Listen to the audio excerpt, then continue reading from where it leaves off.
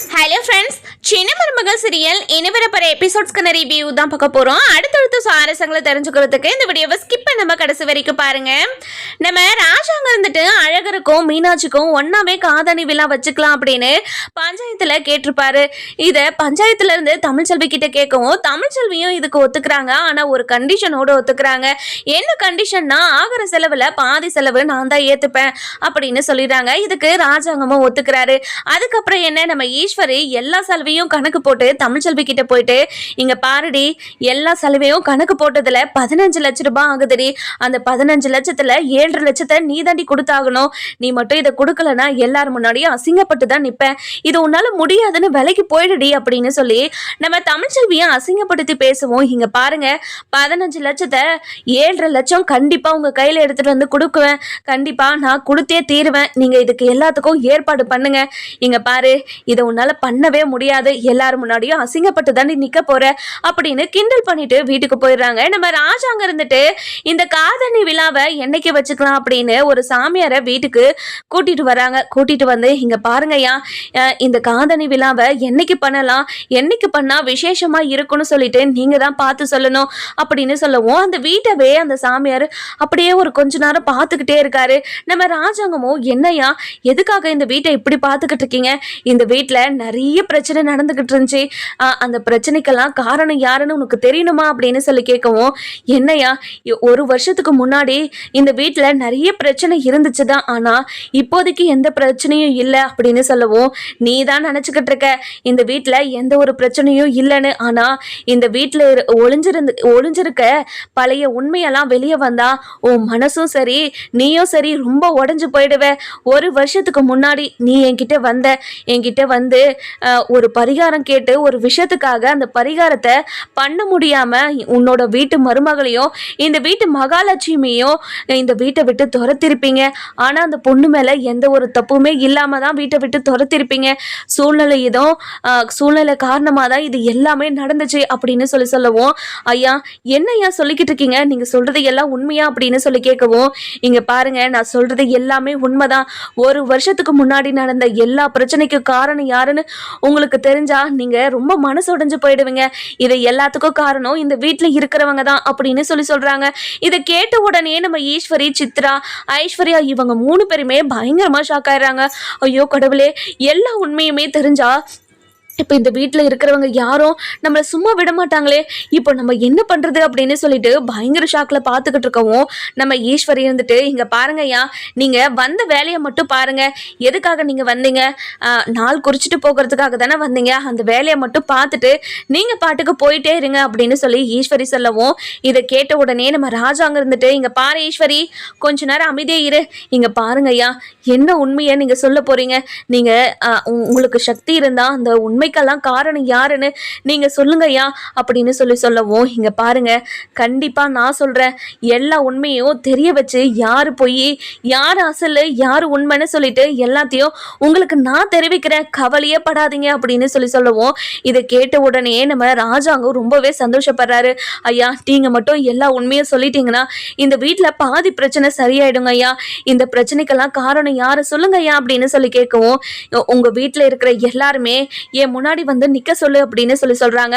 அதுக்கப்புறம் நம்ம ராஜாங்க இருந்துட்டு, ஈஸ்வரி, சித்ரா, ஐஸ்வர்யா, மோகனா அப்படின்னு சொல்லிட்டு ஒவ்வொருத்தரையா கூப்பிட்டு அதாவது சாமியார் முன்னாடி நிக்க வைக்கிறாங்க. அதுக்கப்புறம் சாமியார் ஒவ்வொருத்தரையா பாக்குறாரு. பார்த்த உடனே நம்ம ஈஸ்வரி, சித்ரா, ஐஸ்வர்யா இவங்க 3 பேருமே ரொம்ப பதட்டமா இருக்கிறத பார்த்து இவங்க 3 பேருமே தனியா நிக்க சொல்லிட்டு மற்றவங்களெல்லாம் போக சொல்லிடுறாங்க. அதுக்கப்புறம் நம்ம ராஜாங்க இருந்துட்டு, என்னையா இவங்க 3 பேரையும் மட்டும் தனியா நிக்க வச்சிருக்கீங்க, என்னையா அப்படின்னு சொல்லி கேட்கவும், இவங்க 3 பேரு தான் உங்க வீட்டுல நடந்துகிட்டு இருக்க எல்லா பிரச்சனைக்கும் காரணம். இவங்க 3 பேரை நீ விசாரிச்சுனா கண்டிப்பா எல்லா உண்மையுமே வெளியே வந்துடும் அப்படின்னு சொல்லி ராஜாங்க சொல்லவும், ஐயா என்னையா சொல்றீங்க, இங்க பாரு, இந்த பிரச்சனையெல்லாம் முடிச்சுட்டு அதுக்கப்புறம் என்னை வந்து பாரு, அதுக்கப்புறம் உனக்கு நாள் குறிச்சு நான் கொடுக்குறேன் அப்படின்னு சொல்லிட்டு அவர் அந்த இடத்த விட்டு போயிடுறாரு. போன உடனே நம்ம சேது இருந்துட்டு, இங்க பாரு ஐஸ்வர்யா, என்ன உண்மையை என்கிட்ட இருந்து மறைச்சிருக்க, இத்தனை நாளா நாளா ஒரு விஷயத்த கூட என்கிட்ட இருந்து மறைக்கவே இல்லை நான் நினைச்சுக்கிட்டு இருக்கேன். ஆனா நீ எந்த விஷயத்தையும் என்கிட்ட இருந்து மறைச்சிருக்க, சொல்லு ஐஸ்வர்யா அப்படின்னு சொல்லி கேட்கவும், மாமா அது வந்து மாமா மாமா ஒன்னும் இல்லை மாமா அப்படின்னு சொல்லவும், நம்ம ஈஸ்வரி ஒரு பக்கம் இங்க பாரு சேது, அந்த தமிழ்ச்செல்வி திமிருல அவ இந்த வீட்டை விட்டு போனா, அதுக்கு நாங்க என்ன காரணம், இங்க பாரு இத பத்தி எல்லாம் திரும்பவும் பேசாத அப்படின்னு சொல்லி சொல்லவும், இதை கேட்ட உடனே எப்படி மதனி எப்படி பேசாம இருக்க முடியும், இங்க பாரு சேது, அந்த சாமியார் சொல்லிட்டு போனதுல ஒரு பெரிய உண்மையே இருக்கு. அந்த சாமியாரு ஒரு பரிகாரம் சொன்னாரு, ஞாபகம் இருக்கு அவனுக்கு? அதாவது நம்ம பழனிக்கு நடந்தே போனோம்ல, அந்த பரிகாரத்தை ஒழுங்காக செய்ய முடியாததானே தமிழ்ச்செல்வி இந்த வீட்டை விட்டு துரத்தப்பட்டுச்சு. அதனால இவங்க 3 பேரையும் விசாரிச்சா கண்டிப்பாக இதில் ஏதோ ஒரு காரணம் இருக்குது. தமிழ்ச்செல்வி வீட்டை விட்டு போனதுக்கு இவங்க 3 பேர் தான் காரணமாக இருக்குமோன்னு எனக்கு தோணுது. இவங்க 3 பேரையுமே விசாரிச்சா எல்லா உண்மையுமே வந்துடும் அப்படின்னு சொல்கிறாங்க. இதை கேட்ட உடனே நம்ம ஈஸ்வரிக்கு அப்படியே பகீர்னு ஆயிடுது. அதுக்கப்புறம் என்ன, நம்ம ராஜாங்க இருந்துட்டு, இங்கே பாரு ஈஸ்வரி என்ன விஷயத்த பண்ண சொல்லு அப்படின்னு சொல்லி கேட்கவும், நம்ம ஐஸ்வர்யாவுக்கு அப்படியே படபடன்னு ஆயிடுது. அப்புறம் ஒரு மாதிரி பண்றாங்க. நம்ம ஐஸ்வர்யா கிட்ட சேது இருந்துட்டு, இங்க பாரு ஐஸ்வர்யா என்ன உண்மைன்னு சொல்லு அப்படின்னு சொல்லி கேட்கவும், நம்ம ஈஸ்வரியையும் சித்ரா ஐஸ்வர்யா இவங்க 3 பேருமே ரொம்ப மிரட்டி கேட்டுக்கிட்டு இருக்கிறதுனால நம்ம சாவித்திரிக்கு பயங்கர சந்தோஷமா இருக்கு. இங்க பாருங்க மதனி, என்ன விஷயம்னு சொல்லுங்க மதனி, எதுக்காக இந்த குடும்பத்துல இருக்கிறவங்க எல்லாரையும் இப்படி கஷ்டப்படுத்திக்கிட்டு இருக்கீங்க, முதல்ல என்ன உண்மைன்னு சொல்லுங்க அப்படின்னு சொல்லவும், அதுக்கப்புறம் ஐஸ்வர்யா இதுக்கு மேல நம்ம எந்த உண்மையுமே மறைக்க முடியாது, என்னைக்காவது ஒரு நாளைக்கு எல்லா உண்மையும் எல்லாருக்கும் தெரியதானே போகுது, அது நம்ம மூலமாவே தெரிஞ்சிட்டோமே அப்படின்னு சொல்லிட்டு, மாமா நானே எல்லா உண்மையுமே சொல்லிடுறேன் மாமா, என்னை மன்னிச்சிருங்க மாமா அப்படின்னு சொல்லி அழுதுகிட்டே சொல்லவும், இதை கேட்ட சித்ரா ஐஸ்வர்யாவுக்கு பயங்கரமா ஷாக் ஆயிடுது. ஐஸ்வர்யா என்ன ஐஸ்வர்யா, இங்க பாருங்க ஆண்டி, இதுக்கு மேல இந்த உண்மையெல்லாம் மறைச்சு வச்சுக்கிட்டெல்லாம் இருக்க முடியாது. கண்டிப்பா இந்த எல்லா உண்மையும் ஒரு நாள் எல்லாருக்கும் தெரியதானே போகுது, அது இப்போ தெரிஞ்சா என்ன, நான் எல்லா உண்மையுமே சொல்லிடுறேன் அப்படின்னு சொல்லவும், இதை கேட்ட உடனே நம்ம சாவித்திரி இருந்துட்டு, என்ன ஐஸ்வர்யா என்ன உண்மையெல்லாம் மறைச்சு வச்சிருக்கீங்க, இங்க பாரு என்ன உண்மைன்னு எல்லாரும் முன்னாடியே சொல்லு அப்படின்னு சொல்லவும், அதுக்கப்புறம் நம்ம ஈஸ்வரி இருந்துட்டு, இங்க பாரு ஐஸ்வர்யா நீ என்ன உண்மையுமே சொல்லக்கூடாது, எதுக்காக இப்படி எல்லாம் பண்ணிக்கிட்டு இருக்க, முதல்ல அமைதியா இரு ஐஸ்வர்யா அப்படின்னு சொல்லவும், இங்க பாருங்க ஆண்டி என்னால அமைதியா இருக்க முடியாது அப்படின்னு இவங்க 2 பேருமா பேசிக்கிட்டு சண்டை போட்டுக்கிட்டு இருக்காங்க. இதை பார்த்த ராஜாங்கமும் நம்ம சேதுவும் ரொம்பவே கோவமா, கொஞ்ச நேரம் நிறுத்துறீங்களா, இங்க பாரு ஐஸ்வர்யா என்ன உண்மைன்னு சொல்லு அப்படின்னு சொல்லி கேட்கவும், இங்க பாருங்க சேது மாமா, ராஜாங்க மாமா, நீங்க 2 பேருமே என்ன மன்னிக்கணும், நான் இவ்வளவு பெரிய தப்பு பண்ணிட்டேன், சேது மாமாக்கும் சரி தமிழ்ச்செல்விக்கும் சரி நான் மிகப்பெரிய துரோகத்தை பண்ணியிருக்கேன். அந்த துரோகத்தினால தான் ஒவ்வொரு நாளும் நான் ஒவ்வொரு கஷ்டத்தை அனுபவிச்சுக்கிட்டு இருக்கேன்.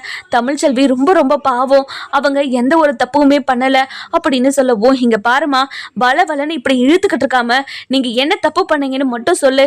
தமிழ்ச்செல்வியோட அப்பாவுக்கு கால் பண்ணி அதாவது ஜெனிக்கும் சக்திக்கும் கல்யாணம் பண்ணி வைக்க சொன்னதுனால தானே இவ்வளோ பெரிய பிரச்சனையும் ஆச்சு. இதனால தானே நீங்கள் தமிழ்ச்செல்வியை வீட்டை விட்டு அனுப்புனீங்க.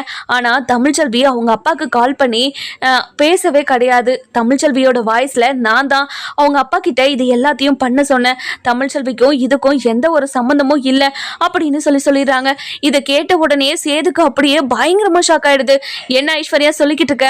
ஆமாங்க மாமா, இதுக்கு எல்லாத்துக்கும் காரணம் நான் தான் அப்படின்னு சொல்றாங்க.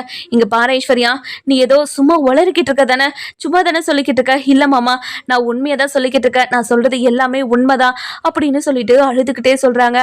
அதுக்கப்புறம் நம்ம ராஜாங்கம் பயங்கரமா ஷாக் ஆயிடுறாரு. அதுக்கப்புறம் நம்ம சேது இருந்துட்டு ஐஸ்வர்யாவோட கழுத்தை பிடிச்சிக்கிட்டு, இங்க பாருடி என்னடி சொல்லிக்கிட்டு இருக்க, அப்போ இத்தனை நாளா என்னோட குழந்தைங்க கிட்டேயும் என்கிட்டயும் நீ நாடகம் போட்டுக்கிட்டு இருந்திருக்க. அந்த நாடகத்தை நம்பிதான் இந்த உலகத்திலேயே உன்ன மாதிரி ஒரு பொண்ணு இல்லைன்னு நான் நம்பிட்டேனா? ஐயோ கடவுளே, நான் என்னோட பிள்ளைங்களை பிரிஞ்சு கஷ்டப்படுறதுக்கு காரணம் நீ தானடி. என் பொண்டாட்டிக்கும் என் பிள்ளைங்களுக்கும் எவ்வளவு பெரிய துரோகத்தை நீ பண்ண வச்சிருக்க. எதுக்காக இதை பண்ண, எதுக்காகடி பண்ண அப்படின்னு சொல்லிட்டு பயங்கர கோபமாவும் ஆவேசமாவும் கத்திக்கிட்டே கேட்கவும், இங்க பாருங்க மாமா, முதல்ல கையை எடுங்க மாமா, நான் சொல்றேன் அப்படின்னு சொல்லிட்டு கழுத்துல இருந்து கையை எடுக்க சொல்றாங்க. அதுக்கப்புறம் நம்ம ராஜாங்க இருந்துட்டு, சேது முதல்ல கையை எடு, எதுக்காக இது எல்லாத்தையும் பண்ணாங்கன்னு நம்ம தெரிஞ்சுக்கணும்.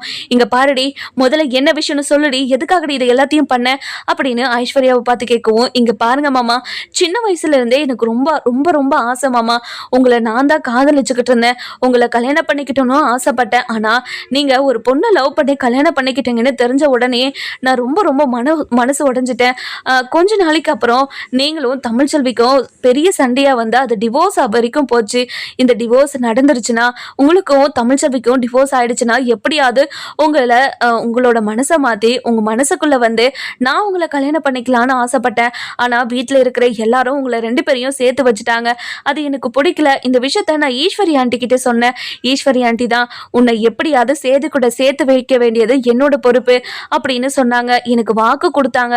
உங்களை எப்படியாவது எனக்கு கல்யாணம் பண்ணி கொடுக்குறேன்னு. அந்த சமயத்துல தான் சக்தி ஜெனியோட பிரச்சனை நடந்துகிட்டு இருந்துச்சு. இந்த பிரச்சனையை எப்படியாவது தனக்கு சாதகமா யூஸ் பண்ணி தமிழ்ச்செல்வி மேல ஒரு பெரிய பழிய தூக்கி போட்டு அவளை எப்படியாவது வீட்டை விட்டு அனுப்பி உங்ககிட்ட இருந்து தமிழ்ச்செல்வியை பிரிச்சு நான் உங்களை கல்யாணம் பண்ணிக்கலான்னு ஆசைப்பட்டேன். அதனாலதான் ஈஸ்வரி ஆண்டி தான் இப்படி ஒரு பிளானை போட்டு தமிழ்ச்செல்வி மேல இப்படி ஒரு பழியும் தூக்கி போட்டு தமிழ்ச்செல்வியை வீட்டை விட்டு அனுப்பி அதுக்கப்புறம் நிறைய பிரச்சனைகளுக்கு அப்புறம் தான் உங்களுக்கும் எனக்கும் கல்யாணம் ஆச்சு. அதுக்கப்புறம் தான் மாமா இவ்வளோ பிரச்சனையும் நடந்தது.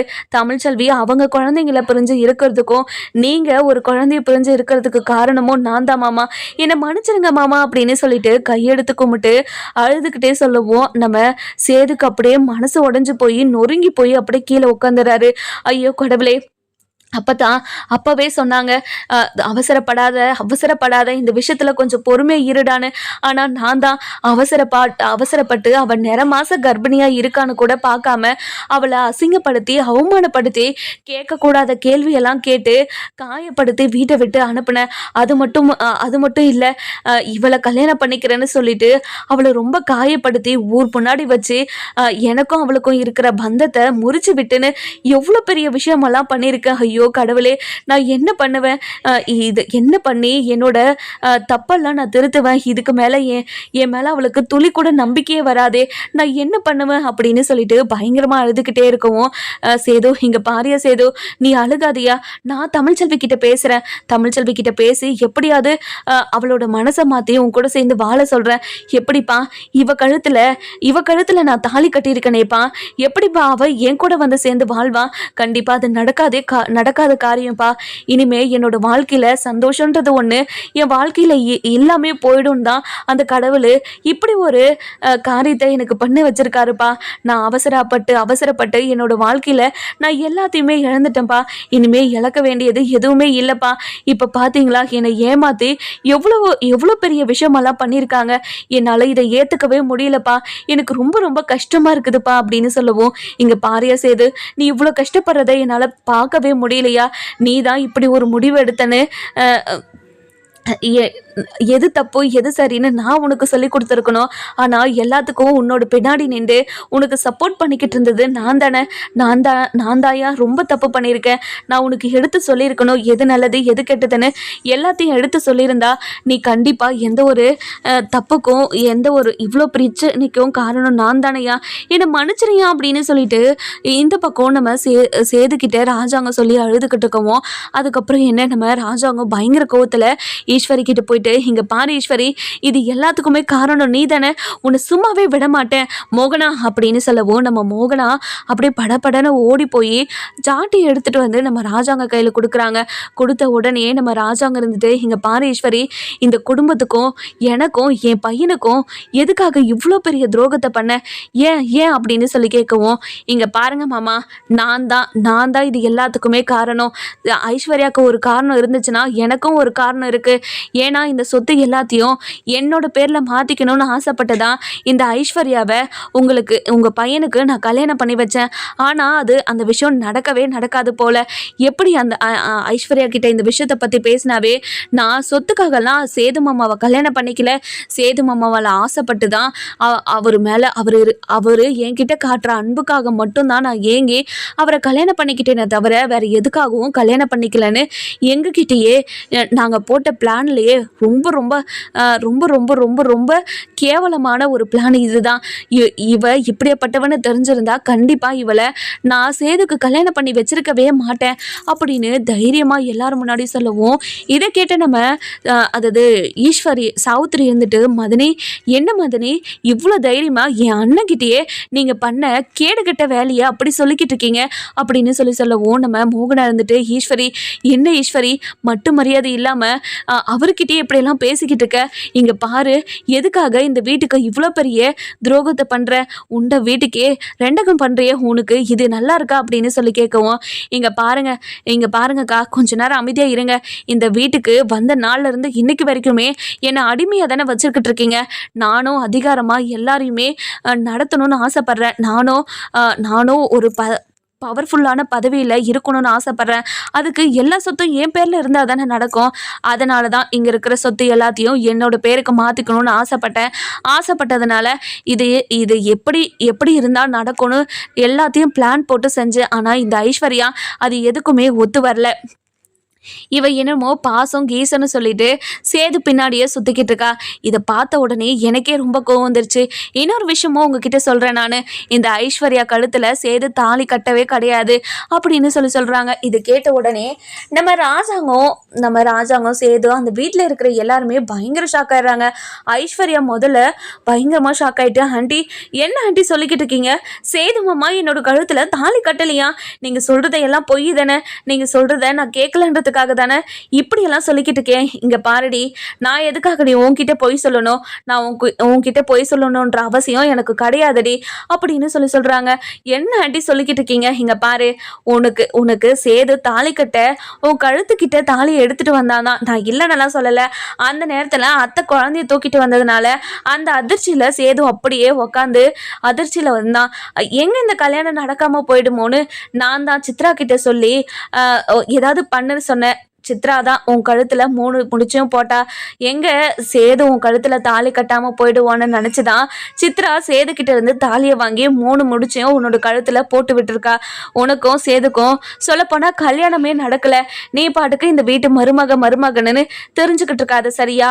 நாங்க சொல்றதை கேட்கலன்னா இந்த உண்மையை எல்லார்கிட்டயும் சொல்லலாம்னு தான் நினைச்சோம். ஆனா எங்களவே நீ எல்லாரும் முன்னாடியும் மாட்டி விட்டுட்ட. இதுக்கப்புறமும் எங்களுக்கு தெரிஞ்ச உண்மையை எல்லார்கிட்டையும் சொல்றதுல எங்களுக்கு கூச்சமே கிடையாது அப்படின்னு சொல்லிடுறாங்க. இதை கேட்ட உடனே அங்கே இருக்கிற எல்லாருமே பயங்கரமாக ஷாக் ஆயிடுறாங்க. இங்கே என்ன நடந்துக்கிட்டு இருக்கு? என்ன பேசிக்கிட்டு இருக்கீங்க நீங்க? இவ்வளோ பெரிய பிரச்சனையை பண்ணிட்டு எப்படி உங்களால் இப்படி ஒரு கேவலமான வேலையை பண்ண முடிஞ்சது? இங்கே பாருங்க, உங்கள் யாரையும் நான் சும்மாவே விட மாட்டேன். இங்கே பாருங்கப்பா, எனக்கும் இந்த குடும்பத்துக்கும் உங்களுக்கும் இவ்வளோ பெரிய துரோகத்தை பண்ணவங்க இந்த வீட்லேயே தான்ப்பா இருந்திருக்காங்க. நம்ம தான்ப்பா எதுவுமே பண்ணாத ஒரு அப்பாவி மேல பழிய தூக்கி போட்டு அவளுக்கு இவ்வளவு பெரிய தண்டனையும் வேதனையும் கொடுத்துருக்கோம். இனிமே இந்த விஷயத்துல நம்ம இவங்களை சும்மாவே விடக்கூடாதுப்பா அப்படின்னு சொல்லவும், இதை கேட்டு நம்ம மோகன் அங்க இருந்துட்டு, இங்க பாரு ஐஸ்வர்யா, இத்தனை நாளா உன்ன மாதிரி ஒரு மருமக இந்த வீட்டுக்கு கிடைச்சது ரொம்ப பெரிய வரம்னு நினச்சிக்கிட்டு இருந்தேன். ஆனால் சேதுக்கும் சரி என்னோட வீட்டுக்காருக்கும் சரி நீ எவ்வளோ பெரிய துரோகத்தை பண்ணியிருக்க. இங்கே பாரு, கண்டிப்பாக அந்த கடவுள் உங்களை யாரையும் சும்மாவே விட மாட்டாரு. இப்படி ஒரு துரோகத்தை பண்ணியிருக்கே, அதுவும் தமிழ்ச்செல்வி நிறமாச கர்ப்பிணியாக இருந்தா. கர்ப்பிணியான பொண்ணோட வாழ்க்கையை பறித்து அந்த வாழ்க்கை நீ வாழணும்னு நினச்சிருக்க பார்த்தியா? அது எவ்வளோ பெரிய கேவலமான ஒரு விஷயம் தெரியுமா ஐஸ்வர்யா? இப்படி ஒரு கேவலம் எந்த ஒரு பொண்ணுமே பண்ணவே மாட்டா. அதுவும் ஒரு கர்ப்பிணி பெண்ணுக்கு எந்த ஒரு பொண்ணுமே இப்படி நினைச்சு கூட பார்க்க மாட்டா. உனக்கு அசிங்கமா இல்லையா ஐஸ்வர்யா அப்படின்னு சொல்லி நம்ம ஈஸ்வரி கேட்கவும், இதை கேட்ட நம்ம சாவித்திரி இருந்துட்டு, எப்படி மதனி, இவங்களுக்கெல்லாம் அசிங்க அவமானம்னு ஒன்று இருக்கும். இந்த குடும்பத்தில் யாரும் இவங்களுக்கு சந்தோஷமா இருந்துடவே கூடாது. யாராவது சந்தோஷமா இருந்தா அவங்க சந்தோஷத்தை எப்படியாவது கெடுக்கணும் அப்படின்னு தான் பிளான் போட்டுட்டு அலைஞ்சுக்கிட்டு இருக்காங்களே. இவங்க இந்த வீட்டில் இருக்கிற வரைக்குமே இந்த வீட்டில் இருக்கிற யாரோட நிம்மதியும் யாருக்குமே நிம்மதி இருக்காது. இவங்க இந்த வீட்டில் விட்டு எப்போ போகிறாங்களோ அப்போதான் இந்த வீட்டில் இருக்கிறவங்களுக்கே நிம்மதி அப்படின்னு சொல்லவும், இதை கேட்ட உடனே, அங்கே பாருங்க தாச்சி, இந்த விஷயத்தில் நீங்க தலையிடாதீங்க, ஒரு நிமிஷம் நிறுத்துறீங்களா? இங்க பாருங்க சின்னம்மா, உங்களை என்னோட அம்மாவை தான் அம்மா ஸ்தானத்துல வச்சுதான் இத்தனை நாளா உங்களை நான் பார்த்துக்கிட்டு இருந்தேன். ஆனா நீங்க இந்த சொத்துக்கு ஆசைப்பட்டு என்னோட வாழ்க்கையை பறிச்சுட்டீங்களே என்கிட்ட இருந்து. உங்களை நான் சும்மாவே விட மாட்டேன். உங்களை என்ன பண்ண போறேன்னு மட்டும் பாருங்க. அப்பா இங்க பாருங்கப்பா, நம்ம வீட்லயே தான் நம்ம எதிரியை வச்சிருக்கோம்ப்பா. இவங்க இனிமே இந்த வீட்டுல இருக்கவே கூடாதுப்பா. இவங்களை எப்படியாவது வீட்டை விட்டு துரத்தணும். இந்த வீட்டுக்கும் அவங்களுக்கும் இனிமே எந்த சம்மந்தமும் இல்லப்பா அப்படின்னு சொல்லவும், இதை கேட்ட உடனே இங்க பாரு சேதோ, நீ வீட்டை விட்டு போக சொன்னா நாங்க இந்த வீட்டை விட்டு போயிடணுமா? கண்டிப்பா நாங்க இந்த வீட்டை விட்டு போகவே மாட்டோம். இதுதான் எங்க வீடு. இந்த வீட்டை விட்டா எங்களுக்கு எங்க எங்க போக நாதி இருக்கு சொல்லு? நாங்க எங்கேயும் போக மாட்டோம். இங்க பாருங்க சின்னம்மா, இது எங்களோட வீடு. யார் இந்த வீட்டுக்குள்ள இருக்கணும், யார் இந்த வீட்டுக்குள்ள இருக்க கூடாதுன்னு நாங்க தான் முடிவு பண்ணணும். இவ்வளவு பெரிய துரோகத்தை பண்ணிட்டு இதுக்கப்புறமும் இந்த வீட்டுல இருந்துடலான்னு மட்டும் நினைக்காதீங்க. இது வரைக்கும் நீங்க எத்தனையோ தப்பு பண்ணிருக்கீங்க. எல்லா தப்பையும் மன்னிச்சு என் அப்பா உங்களை இந்த வீட்டை விட்டு அனுப்பாததுதான் மிகப்பெரிய தப்பே. உங்களுக்கு அப்பப்பவே எல்லா தண்டனையும் கொடுத்திருந்தா நீங்க எந்த தப்பும் பண்ணாம நீங்க இருந்திருப்பீங்க. ஆனா எல்லா தப்பையும் பண்ணிட்டு இந்த வீட்டுக்குள்ள வச்சு உங்களை கண்ணு கருத்துமா பாத்துக்கிட்டாரு பாத்தியா? அதுதான் நாங்க பண்ண மிகப்பெரிய தப்பே. இங்க பாருங்கப்பா, இவங்களை வீட்டை விட்டு துரத்தி ஒருவேளை சோத்துக்கே இவங்க கஷ்டப்பட்டாதான் எவ்வளவு சொகுசா இருந்திருக்கும். அந்த வாழ்க்கையை மதிக்காம நம்ம இப்படி பண்ணிட்டு இவ்வளவு பெரிய தப்பை பண்ணிட்டு வந்துட்டோமே அப்படின்னு நினைச்சு அவங்க பண்ண தப்பை நினைச்சு உணர்வாங்கப்பா. நம்ம இப்பவே இவங்கள வீட்டை விட்டு துரத்தணும். இங்க பாரியா சேது, நீ சொன்ன மாதிரியே நடக்கட்டும் அப்படின்னு சொல்றாங்க. நம்ம ஐஸ்வர்யா வந்துட்டு, மாமா இங்க பாருங்க மாமா, உங்களை நம்பி தானே மாமா நான் வந்திருக்கேன். என்ன எப்படி மாமா உங்களால வீட்டை விட்டு துரத்த முடிஞ்சிச்சு? அடைச்சி நிறுத்தடி. நீ இவ்வளவு பெரிய துரோகத்தை பண்ணிட்டு இன்னமும் இந்த வீட்டு அதாவது மருமகன் தான் நினைச்சுக்கிட்டு இருக்கியா? உன் கழுத்துல நான் தாலி கட்டவே கிடையாது. உன் கழுத்துல தொங்கிக்கிட்டு இருக்கிறது இங்க நிக்கிறாள் சித்ரா, இவ கட்டினது. இவ தான் உன்னோட ஒரிஜினல் பொண்டாட்டியா புருஷனானு தெரியல. இவளை கூட்டிட்டு எங்கேயாவது போ அப்படின்னு சொல்லிடுறாங்க. அதுக்கப்புறம் நம்ம ராஜாங்க இருந்துட்டு, கருப்பு இவங்க 3 பேரையுமே தரன்னு இழுத்துட்டு போய் வெளியே விடு. இனிமே எந்த சூழ்நிலையிலுமே நல்லது கெட்டது எதுக்குமே இவங்க இந்த வீட்டு வாசப்படியை கூட மிதிக்க கூடாது. இவங்க அப்படி மீறி வந்தாங்கன்னா அவங்களோட காலு தான் அந்த கால் மட்டும்தான் இந்த வீட்டுக்குள்ள வரணும், காலு துண்டா போயிடணும் அப்படின்னு சொல்றாங்க. நம்ம அதாவது கருப்பும் சரிங்க மாமா அப்படின்னு சொல்லிட்டு ஈஸ்வரி, சித்ரா, ஐஸ்வர்யா இவங்க 3 பேருமே தரன்னு இழுத்துட்டு போய் வெளியே விட்டுறாங்க. விட்ட உடனே நம்ம ஈஸ்வரி இருந்துட்டு, இங்க பாருங்க, என்னை இவ்வளவு அசிங்கப்படுத்தி இந்த வீட்டை விட்டு தரன்னு கழுத்தை பிடிச்சா வெளியே தள்ளுறீங்க. உங்களை நான் சும்மாவே விட மாட்டேன். இந்த வீட்டுல இருக்கிறவங்க எப்படி நிம்மதியா இருந்துடுறீங்கன்னு நானும் பாக்குறேன். இந்த வீட்டுல இருக்கிறவங்கள நிம்மதியாவே நான் எப்பவுமே விட மாட்டேன். உங்களை சும்மாவே விட மாட்டேன். இங்க பாரு ஈஸ்வரி, சன்னாசி கிட்ட மட்டும் போயிடலான்னு நினைக்காத. சன்னாசிக்கு ஃபோன் பண்ணி எல்லா விஷயத்தையும் சொல்லிட்டேன். சொன்னதுக்கு அப்புறம் உன்னாங்க யாரும் சேர்த்தவே மாட்டாங்க. நீ அங்க போய் அவன் கூட சந்தோஷமா வாழ்ந்துடலான்னு மட்டும் நினைக்காத, சரியா அப்படின்னு சொல்லவும் நம்ம ஈஸ்வரிக்கு பயங்கர கோவம் வந்துடுது. இந்த குடும்பத்துல இருக்கிறவங்கள நிம்மதியாவே விடக்கூடாது அப்படின்னு சொல்லிட்டு ரொம்ப ஆவேசத்திலையும் கோவத்திலையும் அந்த வீட்டை விட்டு கிளம்பிடுறாங்க. இந்த பக்கம் பாத்தீங்கன்னா நம்ம சேது இருந்துட்டு, அப்பா இப்பவே தமிழ்ச்செல்வியோட வீட்டுக்கு போகலாம்ப்பா. அங்க போய் தமிழ்ச்செல்வி கிட்ட மன்னிப்பு கேட்டு நான் அவகிட்ட மன்னிப்பு கேட்கணும்ப்பா. கண்டிப்பா அவ என்ன மன்னிக்க மாட்டான்னு எனக்கு தெரியும். இருந்தாலும் நான் பண்ண தப்புக்காக அவகிட்ட மன்னிப்பு கேட்டே ஆகணும்ப்பா. நம்ம குலதெய்வ கோயிலுக்கு போகும்போது கூட தமிழ்ச்செல்வி எந்த ஒரு தப்புமே பண்ணலன்னு சொல்லிட்டு அந்த கருப்பசாமி வாக்கு கொடுத்துச்சு. ஆனா அந்த வாக்கு கூட நான் நம்பவே கிடையாது. ஆனா நம்ம வீட்டுல தான் இவ்வளவு பெரிய துரோகத்தை நமக்கு பண்ணியிருக்காங்க. ஆனா யாரோ ஒரு பொண்ணு மேல எந்த ஒரு தப்புமே பண்ணாத தமிழ்ச்செல்வி மேல நம்ம இவ்வளவு பெரிய தப்பை தூக்கி போட்டு அவளை ரொம்ப ரொம்ப காயப்படுத்திருக்கோம்ப்பா.